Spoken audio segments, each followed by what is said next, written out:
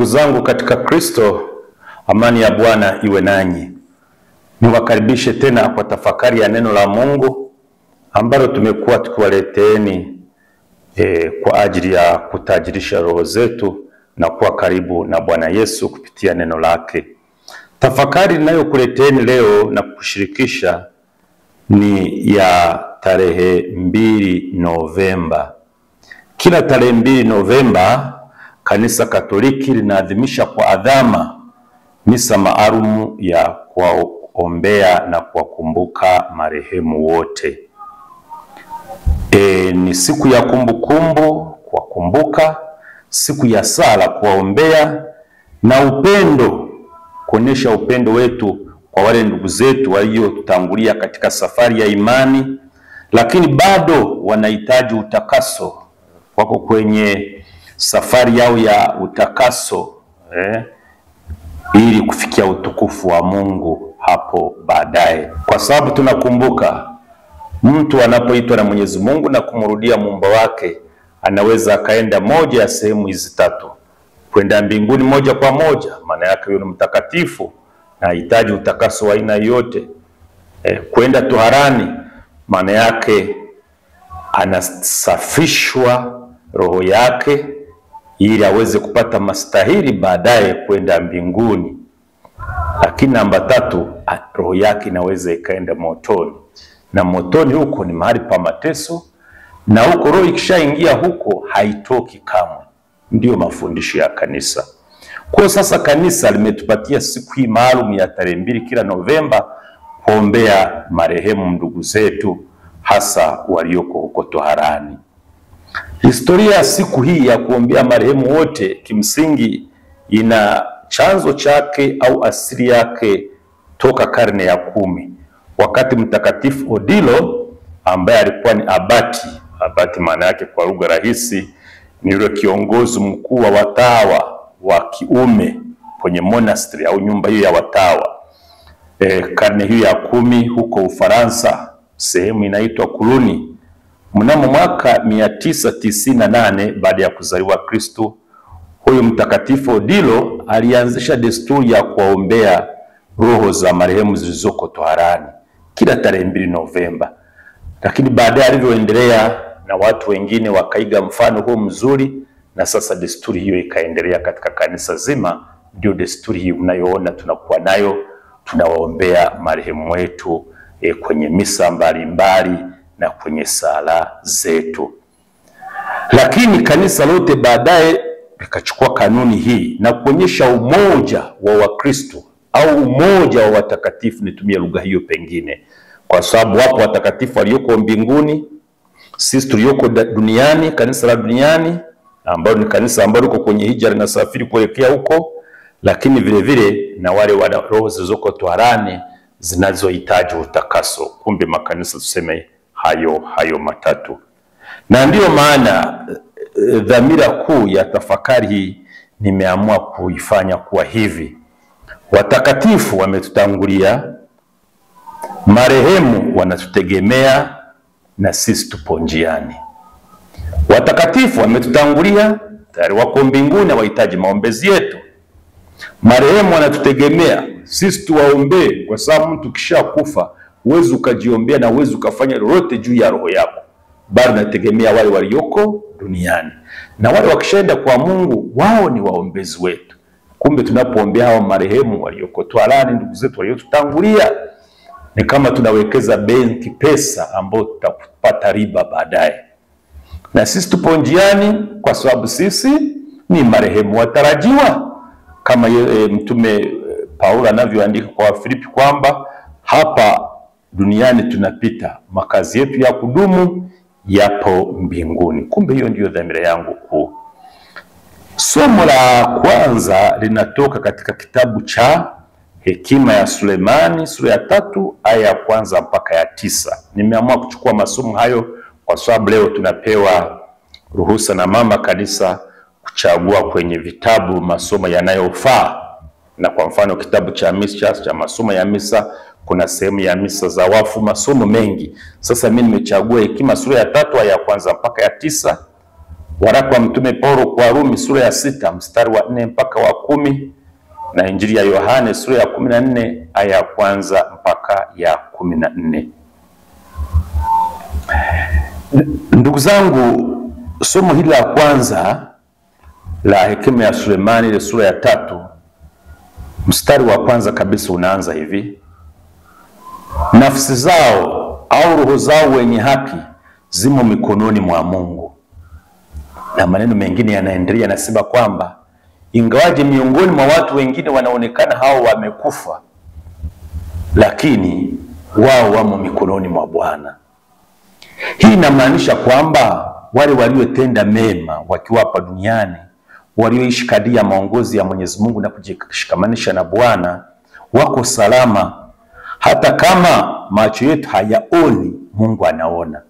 Na kama hata wanaonekana wamekufa, na kweli wamekufa, lakini roho zao ziko mikononi mwa Bwana, na Mwenyezi Mungu tayari anawaonea huruma na anawapokea, kwa sababu wamefanya maandalizi ya kweli wakiwa bado hapa duniani. Katika somo la pili, Mtume Paulo katika somo hili la Warumi anatufundisha kwamba ubatizo ni kama kifo kidogo. Yani pale tunapomwagiwa maji fulani na kubatizwa kwa jina la Baba na la Mwana na la Roho Mtakatifu, mara 3 mtu anamwagiwa maji. Au wale wanaobatizwa kwa ubatizo wa maji mengi, mtu anakuwa kwenye maji kimo fulani, anazamishwa majini. John na kubatiza kwa jina la Baba, anaingia ndani ya maji, alafu anainuka tena mara ya pili na mara ya 3. Sasa kumbe huu ubatizo huu unalinganishwa ni kama na kifo kidogo, kwa sababu Yesu alikufa akafufuka. Na sisi tunapozamishwa katika maji au tunapomwagiwa maji yale, ni kama kifo kidogo, tunashiriki pamoja na Kristo kifo chake. Kumbe tumezikwa pamoja naye kiroho ili tufaulu kuishi pamoja naye milele. Kwa hiyo kifo cha Mkristo ni kuungana zaidi na Kristo aliye hai. Na kimsingi tunapaswa kwa mtu aliyejiandaa vizuri, au ndugu zetu wanapotutoka, tumshukuru Mungu na kufurahi na kusherekea uhai wa maisha yake, kwa sababu ameishi na anamrudia Muumba wake. Sema tu kinachotuumiza ni ule ubinadamu, na inabidi kwa kweli tuumie. Hakuna mtu anayefurahi kwa sababu ndugu yake amefariki, ila kwa macho ya Kristo, kwa macho ya kiroho, tunapaswa tufurahi, tusihuzunike kama wale watu ambao wana matumaini, kama Paulo alivyoandikia Wathesalonike. Lakini Injili ya Yohane ile niliyoisema uisome vizuri, ambayo nimesema ni Yohane sura ya 14 ya kwanza mpaka ya 14, na yenyewe inatufundisha kitu kizuri sana, kizuri sana. Pale mwinjili Yohane basi anatuambia kitu kizuri sana. Anasema kwamba msifadhaike mioyoni mwenu. Mimi naenda kwa Baba kuandalia mahala. Na zaidi ataongea kwamba mimi ndimi njia, ukweli na uzima. Pale Yesu alikuwa anawaambia wanafunzi wake, alipokuwa anawaambia kwamba naenda kwa Baba, tena wewe Filipo unaijua njia. Filipo anamuuliza njia hatujui, tuambie ni wapi unakoenda. Akasema mimi ndimi njia, ukweli na uzima. Kama kwa Baba kusingelikuwa na makao ningeliwaambia, lakini Yesu ametuandalia makao. Kuna Biblia moja ya Kiingereza natumia lugha kwamba in my father's mansion, ni kama jumba la baba yake. Mansion, jumba zuri kubwa lenye vyumba vingi, ni lugha ya picha, ni wazi. Lakini tunataka kusema Mungu Yesu ametuandalia mahali, na sisi tunapoenda kweli huko mbinguni tutayakuta mahali pazuri pameandaliwa. Mfano nabii Isaya anatumia lugha kwamba kuna vyakula, nyama safi, divai na ulojorojo wake, kuonesha kwamba ni mahali pazuri penye chakula kingi na pa kustarehe. Kwa vile makao hayo yapo, Yesu mwenyewe ndiye amesema. Yesu ni Mungu, hadanganyi. Hakuna haja ya kuogopa kifo. La msingi tujiandae vizuri, tuishi vizuri, tushikamane na Bwana Yesu. Kumbe maisha hayaishii kaburini pale tunapozikwa, yanaendelea katika makao ya Baba. Kumbe tunapaswa kuishi tukiwa na tumaini la kukutana naye tena. Tufanye nini sasa hasa kimatendo? Nataka sehemu ya pili hii ya tafakari yangu, ambayo nimesema kwamba dhamira kuu ni kwamba watakatifu wametutangulia, marehemu wanatutegemea, na sisi tupo njiani. Tunapokumbuka dhamira hiyo kuu na tunapowakumbuka na kuwaombea marehemu wetu, tufanye nini? Hapa ningelipenda ni kushirikisha vitu vya kawaida ambavyo tunavijua ila tunakumbushana. Cha kwanza, tusali na ikibidi kila siku kwa ajili ya marehemu. Kanisa letu kila misa inayosomwa huwa tunawakumbuka marehemu. Yaani lazima tuwaombee marehemu. Mfano padre anaposali misa kwa mapadre Ekaristi ya pili, mfano wa Ekaristi ya pili, huwa kuna mahali padre anasema hivi: uwakumbuke pia ndugu zetu waliofariki dunia wakiwa na tumaini la ufufuko, na marehemu wote waliofariki dunia katika huruma yako wapokee kwenye nuru ya uso wako. Kumbe lazima waombewe. Lakini na wale kwa mfano watawa, mapadre, lakini waamini wa kawaida tunaotumia kitabu cha sala cha breviari kile kikubwa cheusi, masifu ya jioni, ombi la mwisho kila siku lazima iwe kuwakumbuka marehemu. Kwa ndio maana kusema kwamba kimsingi kwamba tuombei marehemu, kimsingi tunafanya hivyo kila siku. Ila sasa kwenye misa zetu zinazosomwa. Lakini sasa hapa ninachotaka kukuambia, na wewe ndugu, katika sala zako, katika familia yako na watoto wako na ndugu zako, tuwaombee marehemu. Tunawahimiza mweko ombi fupi la marehemu katika sala za asubuhi, katika sala za jioni. Umemaliza ule mfululizo wa sala za asubuhi au za jioni, ongeza tena ombi la kuombea marehemu. Mfano unaweza ukasema hivi: Bwana, wape pumziko la milele marehemu wote, na mwanga milele waangazie, wapumzike kwa amani. Hiyo ambayo tunaifahamu. Hata kabla ya chakula au baada ya rozari, waamini wanaweza kutaja majina ya wapendwa wao waliokufa. Mfano kama mwezi wa Bikira Maria, unaweza kutaja marehemu waliokufa. Au umemaliza sala ya chakula na kwenda kushukuru Mwenyezi Mungu kwa mpaji wetu tumepata nguvu za kutumikia vema, amina. Roho za marehemu apate huruma kwa Mungu, apumzike kwa amani, amina. Kwa jina la Baba na la Mwana na Roho Mtakatifu, amina. Tumewakumbuka marehemu. Cha pili, kuhudhuria misa na kuomba nia za misa kwa marehemu wetu tunawafahamu hata tusiwafahamu. Tuwe na nia za misa katika parokia zetu. Mapadri wanapokuja huko vigangoni na jumuiani kwa ajili ya marehemu wetu, ni tendo la imani na kuonesha upendo kwamba tumeungana nao. Misa ni sadaka kuu zaidi ambayo mtu anaweza kutoa kwa ajili ya marehemu, kwa sababu inamuunganisha Kristo mwenyewe na roho yule yule wa marehemu. Kwa tutoe nia za misa. Padre anakuja kusali kila Jumapili au katikati ya wiki, mwendee padre, mpe majina yako ya marehemu aweze kuwaombea. Na kama una sadaka fulani, mpe padre, kwa sababu sadaka vile vile unaonyesha majitoleo yako na unaunganisha sadaka yako na sala yako takatifu. Lakini tatu, kusoma neno la Mungu na kulisali kwa nia ya marehemu. Kuna zaburi na vifungu vya matumaini. Kwa mfano Zaburi ya 23, Bwana ndiye mchungaji wangu. Yohane sura ya 11 ya 25 mpaka 26. Warumi sura ya 8 mstari wa 38 mpaka 39. Na kusali kwa nia ya kuombea ndugu zetu waliotutangulia. Au kuna ile somo zuri huwa nalipenda kusali wakati wa marehemu, kutoka katika kitabu cha pili cha Makabayo. Pale yule mkuu wa Wayahudi, kiongozi wa Wayahudi Yuda, alipochangisha pesa kwa ajili ya kuwakumbuka na kuombea wale maskari waliokufa vitani, ambao walipowakuta miili yao wanaiweka vizuri ili iweze kuhifadhiwa vizuri, kuzikwa vizuri, wanakuta ndani ya mifuko yao vitu kama hirizi. Yuda, kiongozi wa Yuda, akasema hapana, wamefanya kosa kutegemea nguvu ambazo sio za kimungu.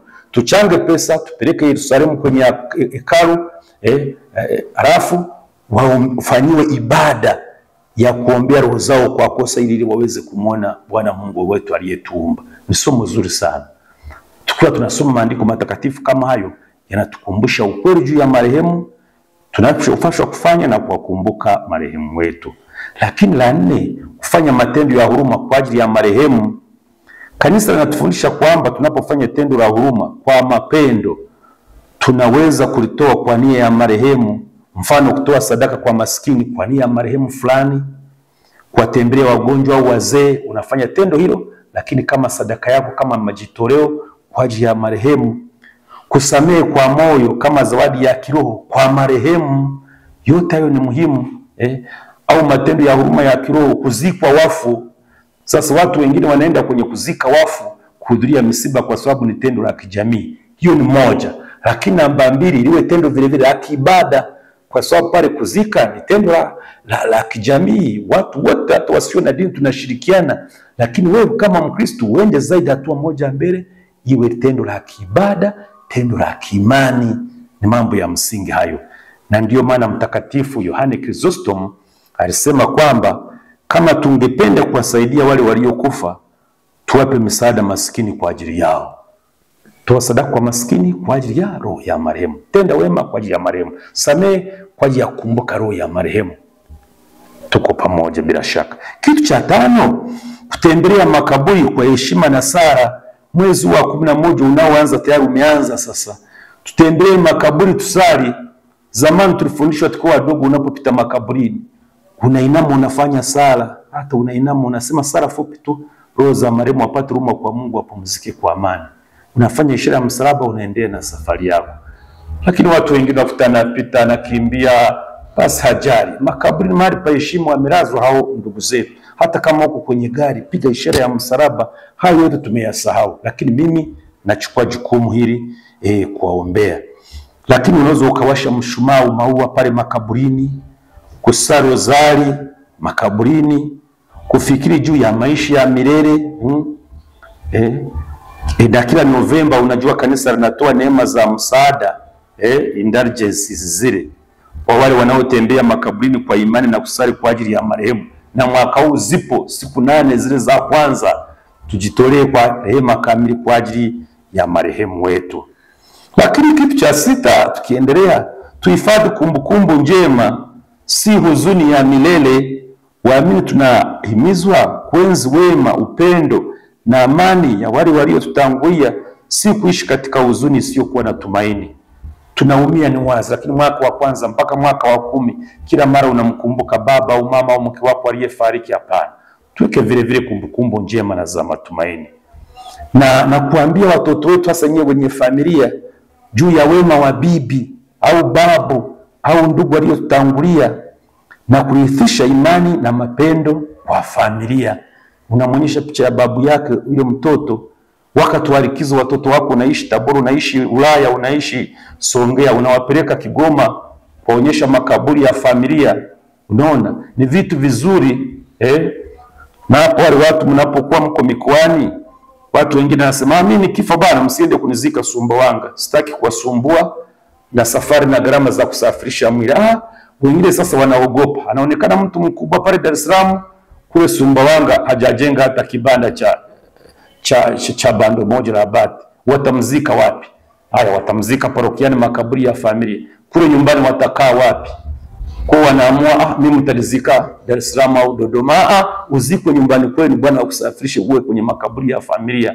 Kwa nini unakwepa hiyo? Kwa tu na vile vile kuwekeza nyumbani vitu vichache tuweze kubaki na kumbukumbu. Ndio.